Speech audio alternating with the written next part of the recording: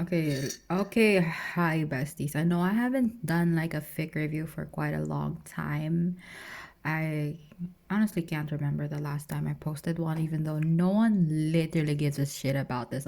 I feel like I'm just like reading really niche stuff that only caters to my, you know, self indulgent tropes, and like literally everyone else, uses their time for better things.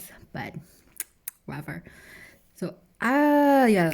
Ano kasi, I think I had some sort of reading slump char.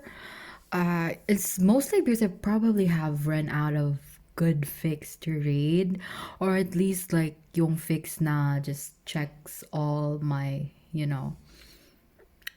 likes in a fic, or like yung tropes na gusto ko. And even if I try to find another fic to read, it's quite hard kasi nga, most of the time I want to read really long fics, like at minimum 100k words, those long fics, multi-chaptered fics that go on forever. Those are my jam. That's what I look for. So either you find one kanang eats very kuan kasi, how do you say this, like kanang they're good ones, like they're really good ones, but for the most part, like at least mga 70% of like those really good top tier quality fics, they're like mostly on hiatus or like just borderline abandoned by their authors. And the other 30% would be the complete fix. At least those gifts, like those will give you closure. You can be rest assured nga, there is a conclusion. I'm going to reach that conclusion one way or another. Pero for the, on hiatus, or like yung mga ongoing fix pa, although naadyo ongoing, they're still ongoing, like literal na ongoing. They You can actually expect an update, despite like updates taking from like 6 months to 2 years at a time. But no, it is what it is. You gotta just like take whatever you can get.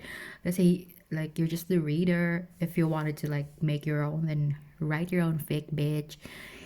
This is not about like kanang my existential conundrum about reading fics. I'm just gonna talk about like the most recent one that I have read. It is surprisingly, it's very romance focused fic.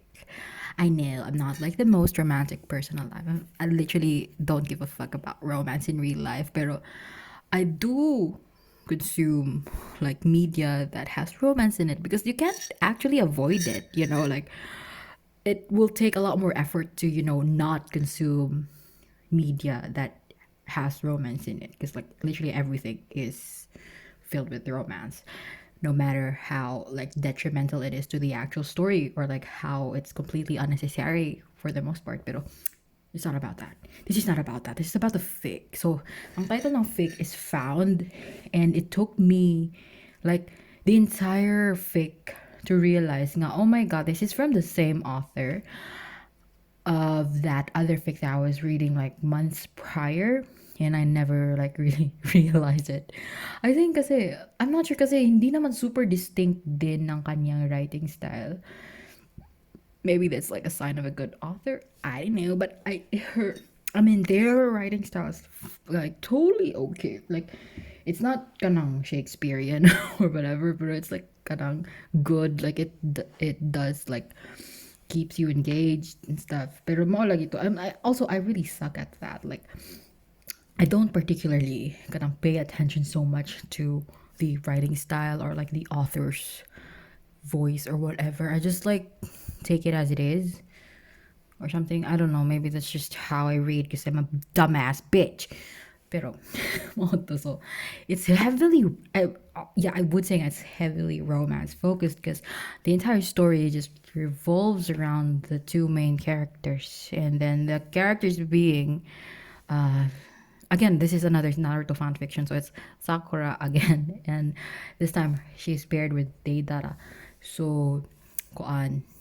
Actually, I do appreciate the fic because kanang it didn't really kanang make it so nga their relationship felt forced, or like it was just like there for the sake of being, there. It felt rather genuine. Kanang kwan ba, like the normal progression of things. Like it wasn't rushed. It was like kanang kwan ba, the pacing was really nice. Char. Sabi sige, jar mo buang. Anyway, mao to siya. The fic starts with basically yung premise ng fic is that the world is in like utter chaos because like there has been like a war raging for several years already. It's not really kanang, it's not adhering to canon, so this is very canon divergent. Uh, Siguro mga like Shippuden-ish time, maybe that's the timeline, or like years later than that. I think Sakura's like a bit older here. Yeah, I think she's in her 20s, maybe. And yeah, I think so. Yeah, because I think it was mentioned a little bit about their age gap. It's not even that on. It's like completely natural. Like it's not like pedophilic type of age gap where people in the like comments would be up in arms about like but it's really stupid. Anyway, there's another thing I wanted like to discuss about like kanang kuan ba kanang mga SJWs who are like so kanang gung ho. They're like so fucking unhinged when it comes to fictional media and fictional characters. I'm like, they're literally fictional. They're like 2D people. Like, they're 2D people. Like, they don't actually exist. Like, kanang kuan. Anyway, it's not about that. Sige, oh my god, this is like the problem with me. I keep going on stupid tangents. Girl, stick to the point. Like, stick to the main thing. Let me just kind of adjust my camera. Yeesh, kaya I'm like low-key bothered by it. Hehe. Kikuhan man ba? It's so skewed to the other side. Muna siya. Where was I? So yeah, it's like total war, and the Akatsuki is basically everyone's like dead for some reason. Like yeah, something did happen to the Akatsuki. Like it gets revealed later on. The story nga, literally they all of their members and like the two remaining Akatsuki are just what was his name again? Deidara and Kisame. And in Sakura's side, like Konoha was like in a war with sound, and it has been going on for years. She a lot of her comrades have been killed. Like a lot of like the major characters also have been killed that were like close to her. So what happened was like on a random day or whatever, she sort of got swept somewhere far from like the front lines of the war, and then there she meets Deidara, and then they're like, "Oh, it's you." They were not like actually acquainted prior to this meeting. I think it still follows somewhat yung plot in canon nga Sakura kills what was his name again? Like the puppet dude, Sasori. And yeah, Sasori was Deidara's partner before and stuff. So Moto, I think that's how they only know each other, through the mutual connection, which is Sasori, which the other one killed and is the other one's partner. It starts off really koan. It's very koan. Actually, it was funny. It was actually cute as well because they're like, oh, and then they basically didn't like felt the need to antagonize each other just because like supposedly they should be enemies, but with the state of things in the world now, does it even really matter at this point? Okay, they've gone through so much now because of the war and everything. They have like kanang suffered through many losses, and they're just generally tired of everything. It's just like they want to give up basically. Same sis, and go on. So for some reason, yeah, they meet like in a non-hostile manner. So it was just like you could even, it's like borderline friendly nga They exchanged a few words. They basically shared a little bit about this and that, and then apparently it was all just a ruse because Daidara was like using it as a trap to capture Sakura or something. Although ang iyang excuse at first was like, I want to like get her or capture her just for the purpose of using her skills as a medic. They don't exactly have a medic in their midst, and it's like rather convenient. Like a medic just popped up out of nowhere and like on a silver platter. They were like, let's get her and stuff. So moto so it's kana very much mura siya o kana yeah, I do. Although it's really kuan the author does call out like the fact nga she's supposed to be their prisoner. Like they captured her against her will, and she has to like just jive with them or vibe with them for the time being for her own survival. And all the Stockholm syndrome things, they did mention that, and they were like trying to subvert that trope or whatever.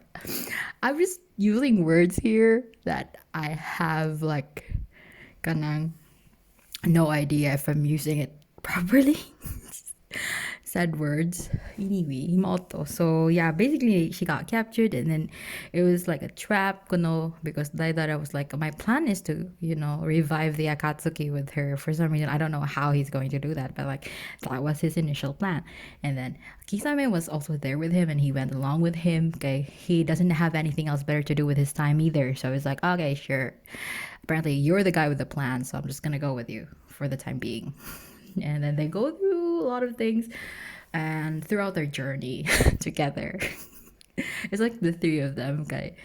Yeah, because they're trying to like not let Sakura escape because again she is a medic and they need her skills, and for one way or another they're like going to use her to revive the Akatsuki. And throughout their journey they like shared their troubles, like they eventually formed a friendship of sorts.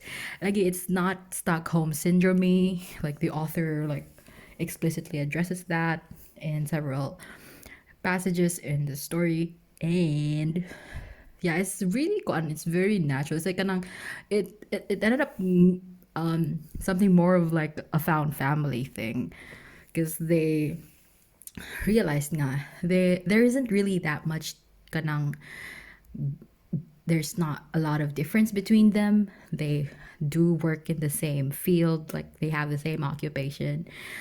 It just happens nga are on the opposite sides of the fence. Tapos kanang it's like kanang the author like sort of humanizes these characters, especially the supposed antagonists of the story. Nga kwan, it's like they're not doing it like they're not evil just for the sake of being evil, or there's an underlying kanang reason or cause for like how they ended up where they currently were and stuff. Sumoto. And then because they're both hits.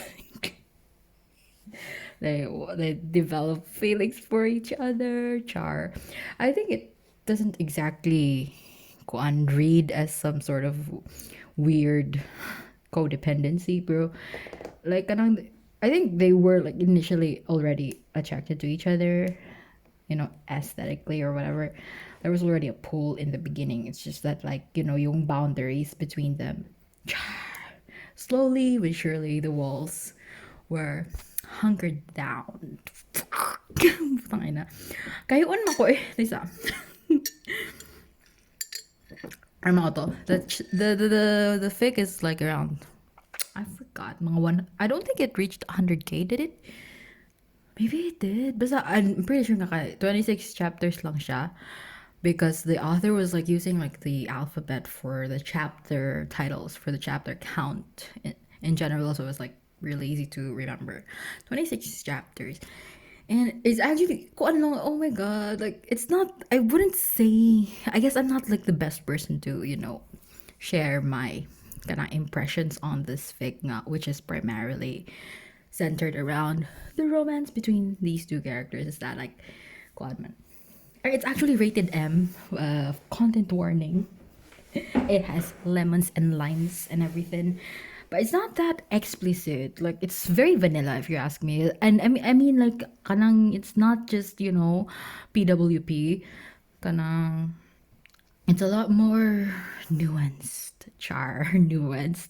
I say it's like used as a means to progress their relationship in the story. It's not just there, just for the sake of being horny or whatever. It's really, really well.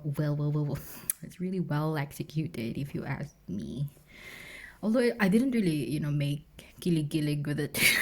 God, I sound awful. That's stupid. Yeah, but maybe that's just me. Maybe other people will find, uh, yeah, their, scenes a lot more charming than I did. But it's, for me, it's like, kuan lang jud. It was an enjoyable read. Kanang, the romance wasn't that cheesy. Kuan lang, what I would say nga, it was just like well paced and well developed, and kanang you can actually believe nga, this is how their relationship has progressed over time, and it's believable, and it's like natural, and nothing, it's not really forced. So I guess that's one thing. And another thing is that I really liked the ending because it just shows how much not only their relationship but the characters themselves have developed over time. Cause like it's just like the character development was just chef's kiss. And the end was like, obviously it's a happy ending. Spoiler alert. And they lived happily ever after.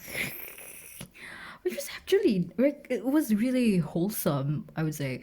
I really, it really made me verbally say oh after I was like reading that like epilogue. So kudos.